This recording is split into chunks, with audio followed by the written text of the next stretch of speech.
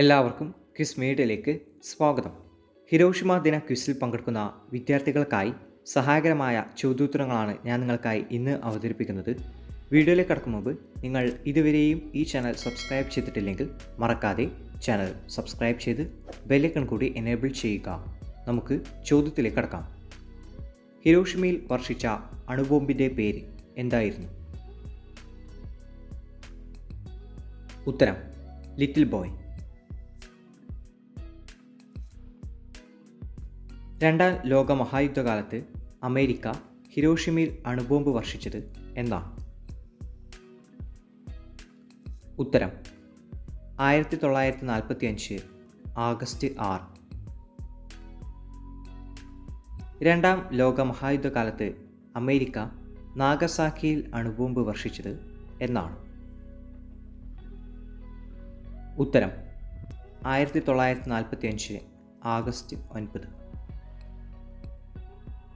നാഗസാക്കിയിൽ വർഷിച്ച അണുബോംബിൻ്റെ പേര് എന്തായിരുന്നു? ഉത്തരം ഫാറ്റ്മാൻ.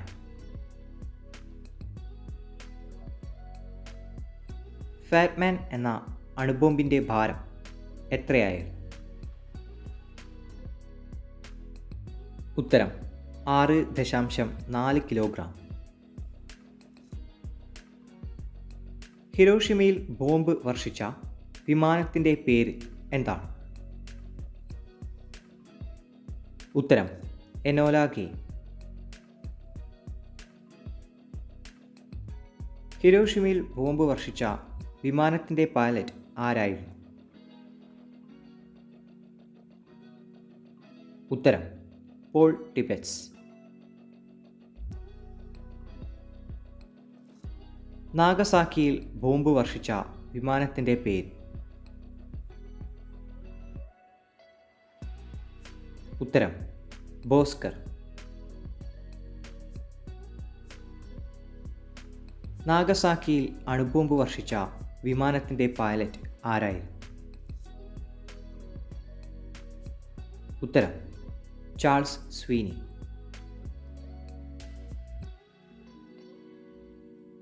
ജപ്പാനിൽ അണുബോംബ് വർഷിച്ചത് ഏത് രാജ്യമാണ്?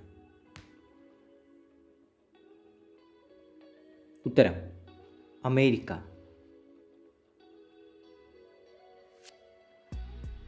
ലോകത്ത് ആദ്യമായി അണുബോംബ് ഉപയോഗിച്ച രാജ്യം? ഉത്തരം അമേരിക്ക.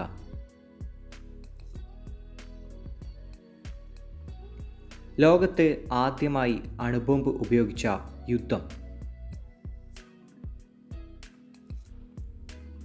ഉത്തരം രണ്ടാം ലോക മഹായുദ്ധം. നാഗസാക്കിയിൽ വർഷിച്ച അണുബോംബ് നിർമ്മാണത്തിന് ഉപയോഗിച്ച സ്ഫോടനാത്മക വസ്തു എന്താണ്? ഉത്തരം പ്ലൂട്ടോണിയം 239. ഹിരോഷിമയിൽ വർഷിച്ച ലിറ്റിൽ ബോയ് എന്ന അണുബോംബ് നിർമ്മാണത്തിന് ഉപയോഗിച്ച മൂലകം ഏത്? ഉത്തരം യുറേനിയം 235. യുദ്ധത്തിനിരയായ അനേകായിരം കുഞ്ഞുങ്ങളുടെ പ്രതീകമായ ജപ്പാനിലെ പെൺകുട്ടി ആര്? ഉത്തരം സഡാക്കോ സസാക്കി. സഡാക്കോ സസാക്കി മരണത്തിൽ നിന്ന് രക്ഷപ്പെടാൻ കൂട്ടുകാരിയുടെ ഉപദേശപ്രകാരം എത്ര വെളുത്ത കൊക്കുകളെയാണ് ഉണ്ടാക്കിയത്? ഉത്തരം 645. ലോകത്താദ്യമായി അണുബോംബ് പരീക്ഷിച്ചത് എവിടെ?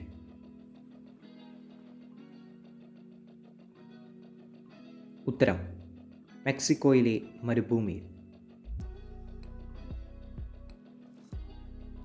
ജപ്പാനിൽ അണുബോംബ് വർഷിക്കുമ്പോൾ അമേരിക്കൻ പ്രസിഡന്റ് ആരായിരുന്നു?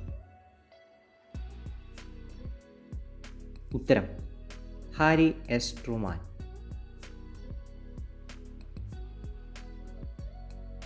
അണുബോംബ് വികസിപ്പിച്ചെടുക്കുന്നതിനുള്ള അമേരിക്കയുടെ പദ്ധതി എന്താണ്?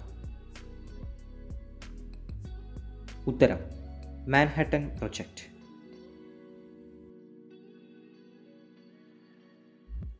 മാൻഹട്ടൻ പ്രൊജക്റ്റിൻ്റെ തലവൻ ആരായിരുന്നു?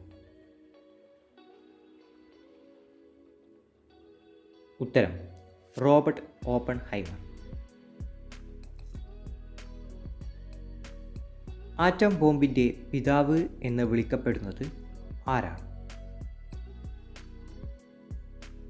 ഉത്തരം റോബർട്ട് ഓപ്പൺഹൈമർ.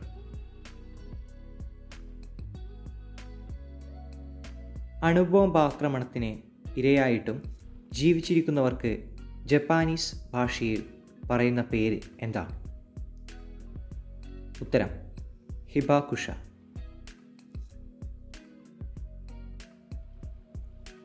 ഹിബാകുഷ എന്ന ജപ്പാനീസ് വാക്കിൻ്റെ അർത്ഥം എന്താണ്? ഉത്തരം സ്ഫോടന ബാധിത ജനത.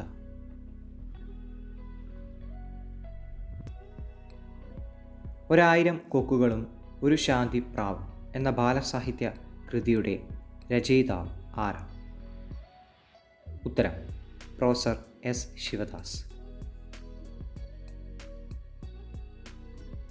ആദ്യത്തെ ആറ്റം ബോംബിൻ്റെ കെടുതികൾ അനുഭവിച്ചറിഞ്ഞ ജനത സമാധാനത്തിൻ്റെ പ്രതീകമായി പണിത മ്യൂസിയം ഏതാണ്? ഉത്തരം ഹിരോഷിമ പീസ് മെമ്മോറിയൽ മ്യൂസിയം. രണ്ടാം ലോക മഹായുദ്ധം ആരംഭിച്ച വർഷം ഏതാണ്? ഉത്തരം 1939. ഇന്ത്യയുടെ ആദ്യ അണുബോംബ് പരീക്ഷണ സമയത്തെ പ്രധാനമന്ത്രി ആരായിരുന്നു? ഉത്തരം ഇന്ദിരാഗാന്ധി. യുദ്ധവും സമാധാനവും എന്ന പ്രശസ്ത കൃതിയുടെ രചയിതാവ്? ഉത്തരം ലിയോ ടോൾസ്റ്റോയ്. സഡാക്കോ കൊക്കുകൾ എന്തിൻ്റെ പ്രതീകമാണ്?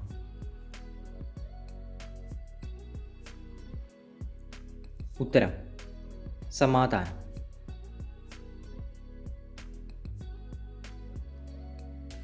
ബോംബാക്രമണത്തിന് ശേഷം ഹിരോഷിമ സന്ദർശിക്കുന്ന ആദ്യ അമേരിക്കൻ പ്രസിഡന്റ് ആരാണ്? ഉത്തരം ബറാക് ഒബാമ.